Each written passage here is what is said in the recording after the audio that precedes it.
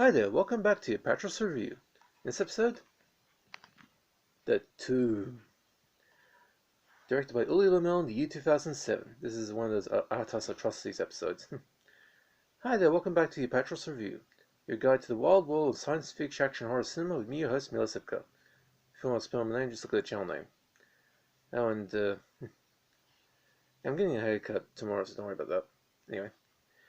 Now, in this episode, we look at another Ulli Lommel film. This is like, what, the sixth film I've inflicted on you, poor guys? Now, this is one of those Arthouse Atrocities episodes.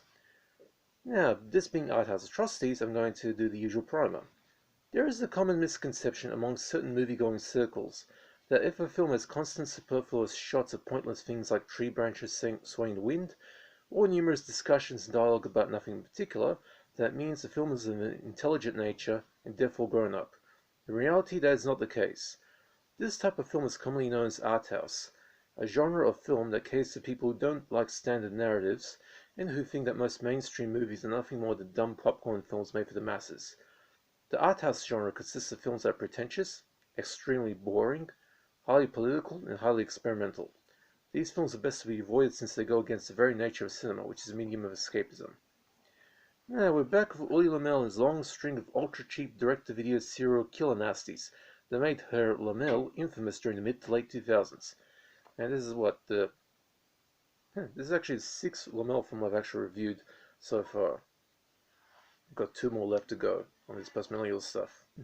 I might do a couple of his classic films, but that might be in the future, if I have them. Now, The Tomb was Lommel's sole post-millennial attempt at copying the works of legendary horror author H.P. Lovecraft, only taking the title of one of Lovecraft's early stories and using the title to make his own El Cheapo knockoff of Saw, the classic 2004 horror film that became a big hit at the time and spawned a whole bunch of sequels and created a new horror archetype in the twisted genius who kidnaps people he deems unfit and forces them to play a game of morals to determine if they have the courage to survive and change their moral paths. The weird thing about The Tomb is that since the film was essentially an extremely cheap rip-off of the Saw franchise, it was released onto DVD courtesy of Lionsgate, the very same studio that produced the Saw franchise, along with just about every other post-millennial Ulli Lommel film. This is a rare situation of a studio putting out a very successful horror franchise and also allowing an ultra-cheap rip-off of that franchise to be released under their very name. It's sort of like a Chinatown deal, in the sense of a politician who runs a city and also runs down the world. Complete control.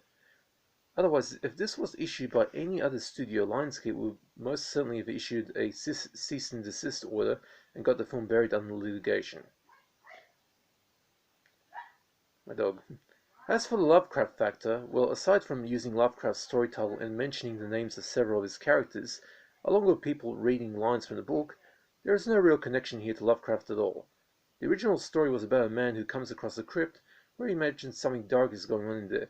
He breaks into the crypt, sleeps in a coffin, but finds himself stuck in the asylum, and there's a weird twist ending about predestination. In Lommel's film, however, a group of people, some with minor injuries and others with mortal wounds, are trapped in a warehouse, the same warehouse that Lommel used for Zombie Nation 3 years earlier, and has since been demolished, with the exits blocked and the mysterious puppet master taunting them over the building's public address system. All of the people have done something to the puppet master that he deemed injurious to his ethics. For example, one of the victims was a used car salesman who sold a man a lemon of a car, and he is determined to make them pay. There is virtually no gore, aside from bad makeup, a couple of flashes of boobs, and some horrendous dialogue which is partially rendered unintelligible due to the very poor sound design and some of the worst acting you'll ever see in a Lommel flick. It seems that the film's script was improvised on the fly, resulting in an aimless movie that won't entertain anybody.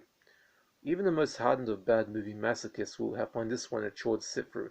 Indeed, most people haven't had the stamina to last more than 30 minutes for this one, but I personally managed to sit through the film at least 5 times in my life. Lommel directs with a lazy attitude.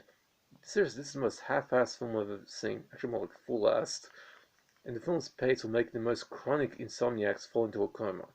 The shot and digital video look of the film robs of any suspense, and it shows painfully throughout this. Sorry, it makes the film look as cheap as it is. I do believe the film had, something like $1,500 for a budget, before I've heard some people say a high budget, but $1,500 seems plausible for this one. it shows. And the film manages to do the seemingly impossible task of beating Manos the Hands of Fate as being the worst film I've ever seen. This unholy fucker is an endurance test with no payoff for your suffering. If you get to the ending, good luck with that. Definitely a D-, 1 out of 10 for the two. Equal position with Manos the Hands of Fate for the worst movie ever made.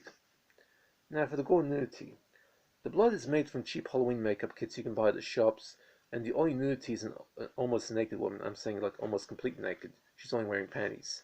She's lying on a table with the puppet master basically caressing her breasts with a plastic $2 Halloween axe. To ruin the nudity connoisseur's day, the boobs are seen from a poor quality TV screen with fake static superimposed over it. Even the nudity Lommel will stuff up for you. This was released onto Australian DVD by both rental label Peacock Films and the ultra cheap $2 label Flashback Entertainment, which I have the disc here. Neither of any supplement. Actually, the Peacock Films has some preview trails that's built up when you play the film, but that's all. No proper supplement. Okay, there's it for that one. I've got 2 more Ulli Lommel films left to go, and another one will be this year and one will be next year. So we still got more Lommel to go. And that's it for the post-millennial ones. Okay, I hope you guys are staying safe. Now, from the looks of it, this year is going to be Halloween 2 when it comes in October, hopefully. I've got a little surprise for you guys for that one. And I don't do requests, but if you want to have a particular film in my collection, just hit me up in the comments section, I'll answer.